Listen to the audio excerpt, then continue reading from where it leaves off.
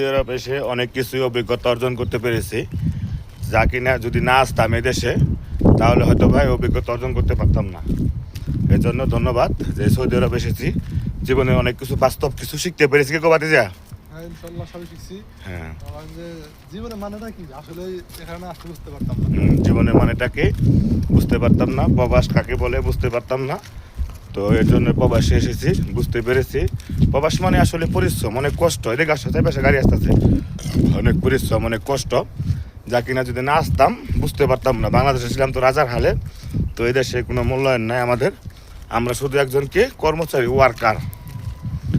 তো দোয়া করবেন যত প্রবাসী ভাই আছে, যত রেমিটেন্স যোদ্ধা আছে, সবার জন্য আপনারা দোয়া করবেন, সবাই যেন ভালোভাবে সুস্থভাবে থাকতে পারে এবং দেশে যেন রেমিটেন্স সুন্দরভাবে পাঠাতে পারে। তো আমার পক্ষ থেকে সকল প্রবাসী ভাই এবং বোনদের জন্য মন থেকে দোয়া এবং ভালোবাসা রইল। সকল প্রবাসী ভাই এবং বোনেরা যেন ভালো থাকে। ধন্যবাদ সবাইকে, ভালো থাকবেন, সুস্থ থাকবেন। প্রবাসী ভাইদের জন্য মন থেকে দোয়া করবেন।